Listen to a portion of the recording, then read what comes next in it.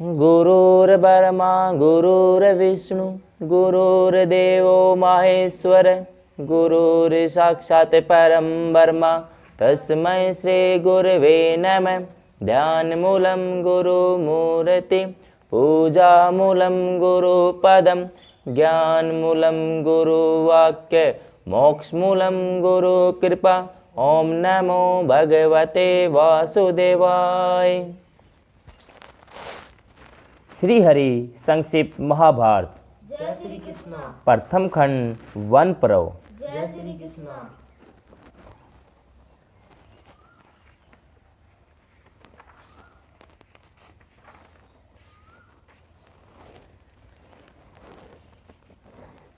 दमयंती द्वारा राजा नल की परीक्षा, पहचान, मिलन, राज्य प्राप्ति और कथा का उपसंहार। जय श्री कृष्ण। वृद्धस्व जी कहते हैं, युधिष्ठिर विदर्भ नरेश भीमक ने अयोध्यापति ऋतुपर्ण का खूब स्वागत सत्कार किया। ऋतुपर्ण को अच्छे स्थान में ठहरा दिया गया। उन्हें कुंडिनपुर में स्वयंवर का कोई चिन्ह नहीं दिखाई पड़ा। जय श्री कृष्ण। भीमक को इस बात का बिल्कुल भी पता नहीं था कि राजा ऋतुपर्ण मेरी पुत्री के स्वयंवर का निमंत्रण पाकर यहाँ आए हैं। उन्होंने कुशल मंगल के बाद पूछा कि आप यहाँ किस उद्देश्य से पधारे हैं। जय श्री कृष्ण। ऋतुपर्ण ने स्वयंवर की कोई तैयारी न देखकर निमंत्रण की बात दबा दी और कहा, मैं तो केवल आपको प्रणाम करने के लिए चला आया हूँ। भीमक सोचने लगे, 100 योजन से भी अधिक दूर कोई प्रणाम करने के लिए नहीं आ सकता। अस्तु आगे चलकर यह बात खुल ही जाएगी। इस प्रकार भीमक ने बड़े सत्कार के साथ आग्रह करके ऋतुपर्ण को अपने यहाँ ठहरा लिया। जय श्री कृष्ण।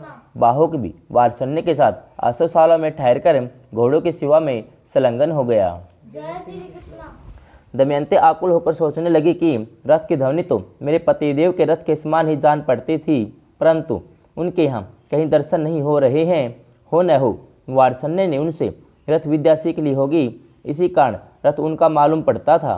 जय श्री कृष्ण। संभव है ऋतुपर्ण की यह विद्या मालूम हो। उसने अपनी दासी को बुलाकर कहा कि केशिनी, तुम जा इस बात का पता लगा कि वह कुरु पुरुष कौन है। संभव है यही हमारे पतिदेव हों। जय श्री कृष्ण। मैंने ब्राह्मणों के द्वारा जो संदेश भेजा था वही उसे बतलाना। उसका उत्तर सुनकर मुझसे कहना। केशिनी ने जाकर बाहुक से बातें की। बाहुक ने राजा के आने का कारण बताया और संक्षेप में वात्सल्य तथा अपनी असव विद्या एवं भोजन बनाने की चतुरता का परिचय दिया। जय श्री कृष्ण। केशिनी ने पूछा, बाहुक राजा नल कहाँ है? क्या तुम जानते हो अथवा तुम्हारा साथी वात्सल्य जानता है? बाहुक ने कहा, केशिनी, वात्सल्य राजा नल के बच्चों को यहाँ छोड़कर चला गया था। उसे उनके संबंध में कुछ भी मालूम नहीं। इसमें नल का रूप बदल गया है। वे छिप कर रहते हैं। जय श्री कृष्ण। उन्हें या तो स्वयं वे ही पहचान सकते हैं या उनकी पत्नी दमयंती, क्योंकि वे अपने गुप्त चिन्हों को दूसरे के सामने प्रकट नहीं करना चाहते। जय श्री कृष्ण। केशिनी राजा नल विपत्ति में पड़ गए थे, इसी से उन्होंने अपनी पत्नी का त्याग किया। दमयंती को अपने पति पर क्रोध नहीं करना चाहिए। जिस समय वे भोजन की चिंता में थे, पक्षी उनके वस्त्र लेकर उड़ गए। उनका हृदय पीड़ा से जर्जरित था। इस प्रकार यह ठीक है कि उन्होंने अपने पत्नी के साथ उचित व्यवहार नहीं किया। फिर भी दमयंती को उनकी दुर्व्यवस्था पर विचार करके क्रोध नहीं करना चाहिए। जय श्री कृष्ण। यह कहते नल का हृदय खिन्न हो गया, आंखों में आंसू आ गए। वे रोने लगे। केशिनी ने दमयंती के पास आकर वहाँ की सब बातचीत और उनका रोना भी बतलाया। जय श्री कृष्ण। अब दमयंती की आशंका और भी दृढ़ होने लगी कि ही राजा नल है। उसने दासी से कहा, केशिनी, तुम फिर बाहुक के पास जाओ और उसके पास बिना कुछ बोले खड़ी रहो। उसकी चेष्टाओं पर ध्यान दो। वह आग मांगे तो मत देना, जल मांगे तो देर कर देना। उसका एक एक चरित्र मुझे आकर बताओ। जय श्री कृष्ण। केशिनी फिर बाहुक के पास की। वहाँ उसने देवता और मनुष्यों के समान बहुत से चरित्र देखकर लौट आई और दमयंती से कहने लगी, राजकुमारी, बाहुक तो जल, थल, अग्नि सब तरह से विजय प्राप्त कर ली है। मैंने आज तक ऐसा पुरुष कहीं नहीं देखा, न सुना ही है। यदि कहीं द्वार नीचा आ जाता है तो वह झुकता नहीं, उसको देखकर द्वार ही ऊंचा हो जाता है। जय श्री कृष्ण। वह बिना झुके ही चला जाता है। छोटे से छोटा छेद भी उसके लिए गुफा बन जाता है। वहाँ जल के लिए जो घड़े रखे थे वे उसकी दृष्टि पड़ते ही जल से भर गए। उसने फूस का पूला लेकर सूर्य की ओर किया तो वह जलने लगा। जय श्री कृष्ण। इसके अतिरिक्त वह अग्नि का स्पर्श करके भी जलता नहीं है। पानी उसके इच्छानुसार बहता है। जब वह अपने हाथ से फूलों को मसलने लगता है तब वे कुम्हलाते नहीं और प्रफुल्लित और सुगंधित दिखते हैं। जय श्री कृष्ण। इन अद्भुत लक्षणों को देखकर मैं तो भौचक्की सी रह गई। बड़ी शीघ्रता से तुम्हारे पास चली आई दमयंती बाहु के कर्म और चेष्टाओं को सुनकर निश्चित रूप से जान गई कि वे अवश्य ही मेरे पति देव हैं। जय श्री कृष्ण। उसने केसनी के साथ अपने दोनों बच्चों को नल के पास भेज दिया। बाहुक इंद्रसेना और इंद्रसेन को पहचान कर उनके पास आ गया और दोनों बालकों को छाती से लगाकर गोद में बैठा लिया। जय श्री कृष्ण। बाहुक अपनी संतानों से मिलकर घबरा गया और रोने लगा। उसके मुख पर पिता के समान स्नेह के भाव प्रकट होने लगे। तंत्रधर बाहुक ने दोनों बच्चे केसनी को दे दिए और कहा, ये बच्चे मेरे दोनों बच्चों के समान ही है, इसलिए मैं इन्हें देखकर रो पड़ा। जय श्री कृष्ण। केसनी, तू बार बार मेरे पास आती हो, लोग न जाने क्या क्या सोचने लगेंगे, इसलिए यहाँ मेरे पास आकर तुम्हारा आना उत्तम नहीं है। तुम जाओ। केसनी ने दमयंती के पास आकर वहाँ की सारी बातें कह दी। अब दमयंती ने केसनी को अपनी माता के पास भेजा और कहलाया कि माताजी, मैंने राजा नल समझकर बार बार बाहु की परीक्षा करवाई है। अब मुझे केवल उनके रूप के संदेह में रह गया है। अब मैं स्वयं उनकी परीक्षा करना चाहती हूँ। जय श्री कृष्ण। आप बाहु को मेरे महल में आने की आज्ञा दे दीजिए अथवा उसके पास से जाने की आज्ञा दे दीजिए। आपकी इच्छा हो तो यह बात पिताजी को बतला दीजिए अथवा मत बतलाइए। जय श्री कृष्ण। रानी ने अपने पति भीमक से अनुमति ली और बाहु को रानीवास में बुलवाने की आज्ञा दे दी।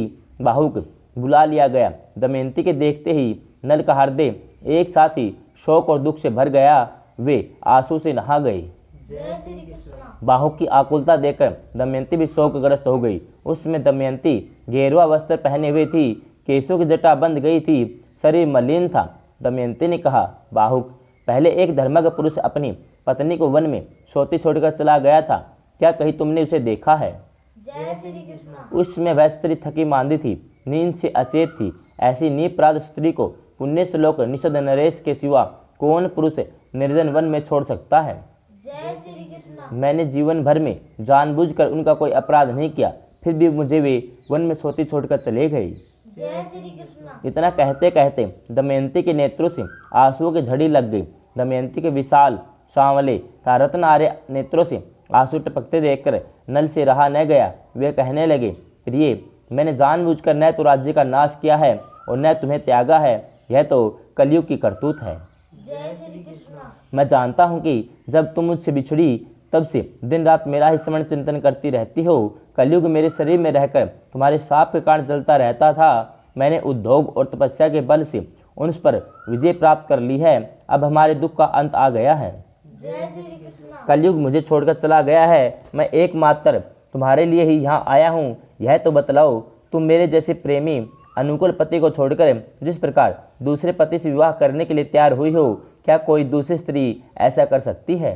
जय श्री कृष्ण। तुम्हारे स्वयंवर का समाचार सुनकर ही तो राजा ऋतुपर्ण बड़ी शीघ्रता के साथ यहाँ आए हैं। दमयंती ने यह सुनकर भय के मारे थरथर कांपने लगी। जय श्री कृष्ण। दमयंती ने हाथ जोड़कर कहा, आर्य पुत्र, मुझ पर दोष लगाना उचित नहीं है। आप जानते हैं कि मैंने आपके सामने प्रकट देवताओं को भी छोड़कर आपको वर्ण किया है। मैंने आपको ढूंढने के लिए बहुत से ब्राह्मणों को भेजा था और वे मेरी कहीं बात दोहराते और चारों ओर घूम रहे थे। जय श्री कृष्ण।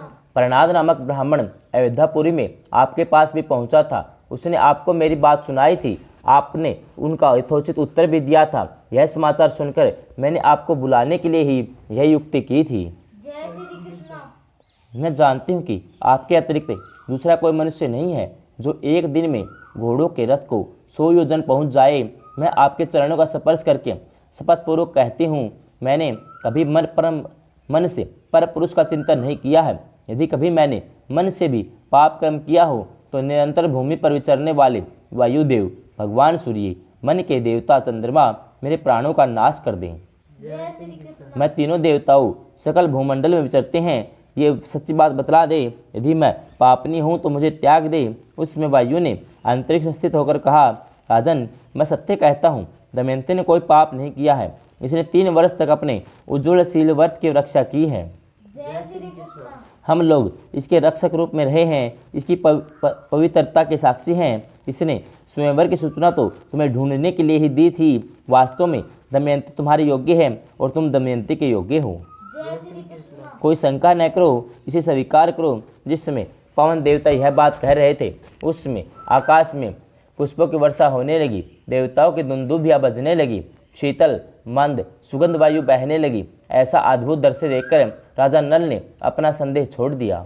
जय श्री कृष्ण। नागराज कर कोटक का दिया हुआ वस्त्र ओढ़कर उसका स्मरण किया। उनका शरीर तुरंत पूर्ववत हो गया। दमयंती राजा नल को पहले रूप में देखकर उनसे लिपट गई और रोने लगी। राजा नल ने भी प्रेम के साथ दमयंती को गले लगाया और दोनों बालकों को छाती से लिपटाकर उनके साथ प्यार की बातें करने लगे। जय श्री कृष्ण। सारी रात दमयंती के साथ बातचीत करने में ही बीत गई। प्रातःकाल होने पर नहा धो सुंदर वस्त्र पहनकर दमयंती और राजा नल भीमक के पास गए। उनके चरणों में प्रणाम किया। भीमक ने बड़े आनंद से उनका सत्कार किया और आश्वासन दिया। जय श्री कृष्ण। बात की बात में यह समाचार सर्वत्र पहुंच गया। नगर के नर नारी आनंद में भरकर उत्सव मनाने लगे। देवताओं की पूजा हुई। जब राजा ऋतुपर्ण को यह बात मालूम हुई कि बाहु के रूप में तो राजा नल ही हैं, वहां आकर वे अपनी पत्नी से मिल गए हैं, तब उन्हें बड़ा आनंद हुआ और उन्होंने नल को अपने पास बुलवाकर क्षमा मांगी। जय श्री कृष्ण। राजा नल ने उनके व्यवहार की उत्तमता बताकर प्रशंसा की, उनका सत्कार किया, साथ ही उन्हें अश्वविद्या भी सिखला दी। राजा ऋतुपर्ण किसी दूसरे सारथी को लेकर अपने नगर चले गए। जय श्री कृष्ण। राजा नल 1 महीने तक कुंडिनपुर नगर में रहे। तदनंतर अपने ससुर भीमक की आज्ञा लेकर थोड़े लोगों को हाथ लेकर निषद देश के लिए रवाना हुए। राजा भीमक ने एक श्वेत वर्ण का रथ, 16 हाथी, 50 घोड़े, 600 पैदल राजा नल के साथ भेज दिए। जय श्री कृष्ण। अपने नगर में प्रवेश करके राजा नल ने पुष्कर से मिले और बोले कि या तो तुम कपट भरे जुए का खेल फिर मुझसे खेलो या धनुष पर डोरी चढ़ाओ। जय श्री कृष्ण। पुष्कर ने हंसकर कहा, अच्छी बात है, तुम्हें दांव पर लगाने के लिए धन मिल गया। आओ अब की बार तुम्हारे इस धन दमयंती को भी जीत लूंगा। राजा नल ने कहा, अरे भाई जुआ खेल लो, बकते क्यों हो? जय श्री कृष्ण। हार जाओगे तुम्हारी क्या दशा होगी जानते हो? जुआ होने लगा।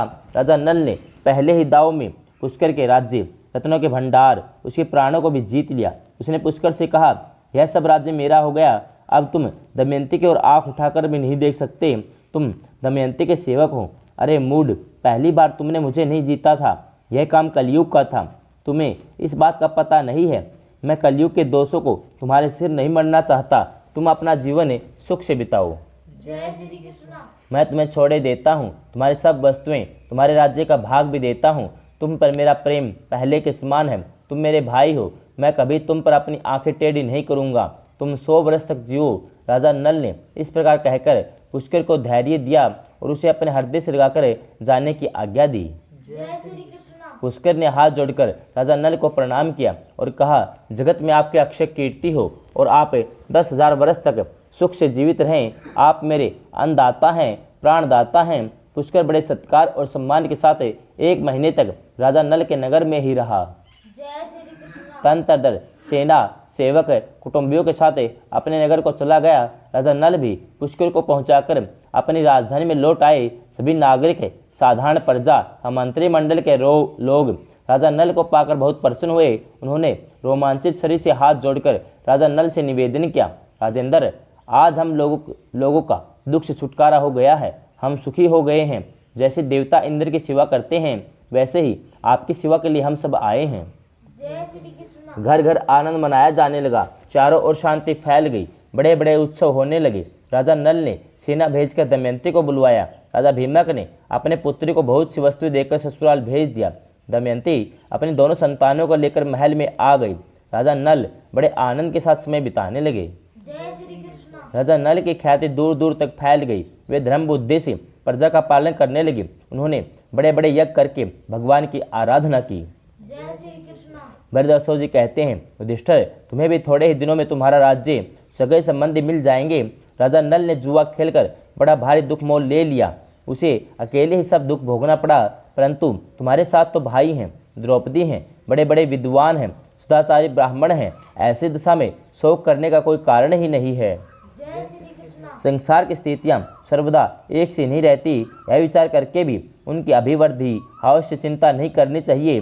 नागराज करकोटक, दमयंती, नल, ऋतुपर्ण की यह कथा कहने सुनने से कलयुग के पापों का नाश होता है और दुखी मनुष्य को धैर्य मिलता है। जय श्री कृष्ण। वैशंपायन जी कहते हैं, जनमेजय फिर महर्षि भरतदेशों के प्रेरित करने पर धर्मराज युधिष्ठिर की प्रार्थना से वे उनके पासों के वशीकरण विद्या और अस्सी विद्या सिखलाकर स्नान करने के लिए चले गए। जय श्री कृष्ण। उनके जाने पर धर्मराज युधिष्ठिर ऋषि मुनियों से अर्जुन की तपस्या के संबंध में बातचीत करने लगे। जय श्री कृष्ण। जय श्री कृष्ण।